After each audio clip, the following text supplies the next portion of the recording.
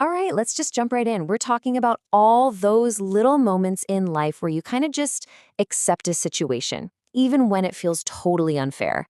This whole explainer is about how to flip that script and how to empower yourself to stop taking no for an answer.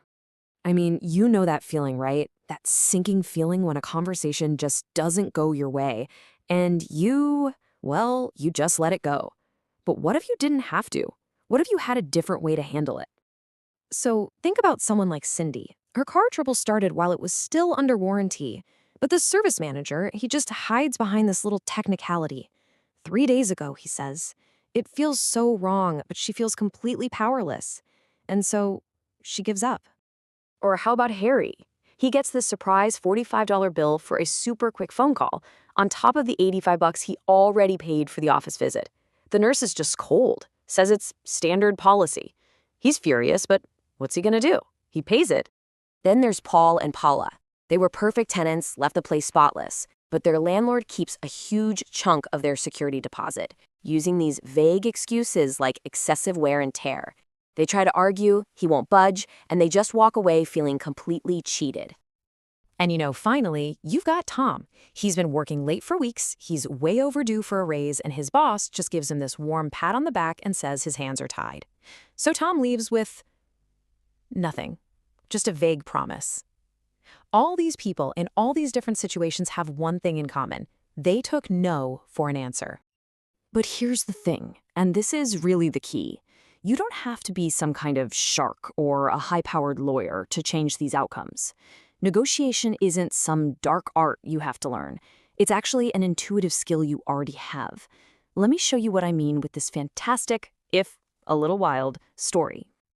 So picture this. A man is trying to get his business registered, and he's just getting the classic runaround from a city agency.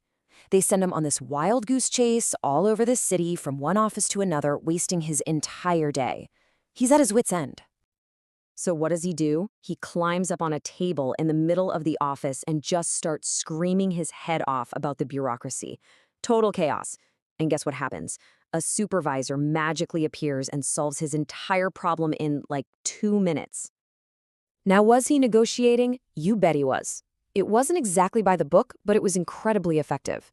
He created a brand new urgent need for that supervisor, the need for a screaming man to get off the table and for the office to get back to normal. And that new need, it changed everything. And this, right here, this brings us to the absolute heart of it all. The secret weapon. You see, every single negotiation, big or small, boils down to one simple, incredibly powerful concept: need.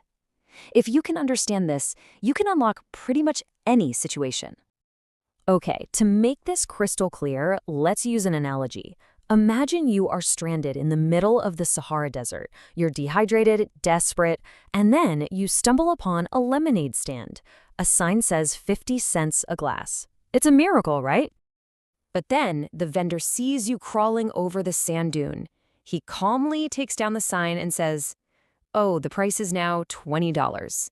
And he mentions, casually, that the next stand is a 40-mile walk. So, do you haggle? Do you offer him $1? Of course not. You pay the $20 and you're probably grateful to do it. Why? Because your need is absolute. And more importantly, he knows it. He has you completely over a barrel. You have zero leverage. And that's the whole game right there. Successful negotiation isn't about being slick or using fancy tricks. It's about understanding and managing need. You have to understand your own need, sure, but just as critically, you have to understand the other person's need too. Okay, so we get the principle of need. That's the why, but how do we actually use it? Let's put together a super simple, practical toolkit with just a few core tactics you can start using pretty much immediately. So your first move is what's called the Maximum Supportable Position, or M.S.P for short. Now, this isn't just some crazy number you pull out of thin air. It's the most you can ask for while still being able to justify it with some kind of reason, even if that reason is a little bit of a stretch.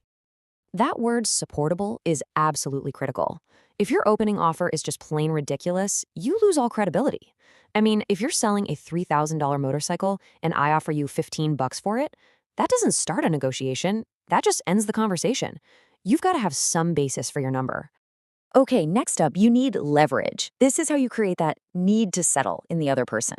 And there are really two ways to go about it: threats and goodies. Threats play on their hidden fears, like the fear of a problem getting bigger or more public. But goodies are often way more powerful. They appeal to the other person's hidden wants. Maybe they want to save time, or look good to their boss, or just get this annoying problem off their plate. It's all about figuring out what they value. So let's put it all together. Here it is, your simple 3-step toolkit. Number 1, understand the underlying need for everyone involved. Number 2, open with your maximum supportable position, your M.S.P. And number 3, create leverage, using goodies or threats to give them a real reason to meet you in the middle. Need, M.S.P, leverage. That's the whole thing. All right, so theory is great and all, but let's see how this stuff actually plays out in the real world. This next story is a perfect example of what happens when you put these simple principles into action.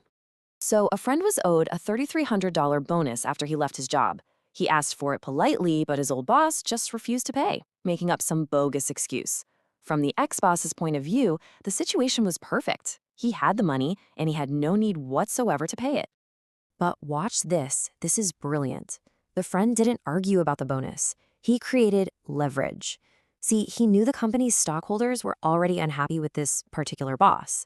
So he simply told his ex-boss that he planned to write them a letter detailing the situation. And boom, suddenly the boss had a powerful new need, the need for that letter to not get sent. The check for $3,300 was in the mail within a week. And this is so important to get. That friend didn't make an enemy. He earned respect. This isn't about being aggressive or trying to start a fight. It's about communicating that you value yourself and that you won't be a pushover. It establishes you as someone who has to be dealt with fairly. So let's bring this all back to you. Think about your life right now. That bill that seems a little too high, that conversation you need to have at work, that issue with a service provider. What's one conversation, just one, that you can have in the next week where you can use this simple toolkit and finally stop taking no for an answer?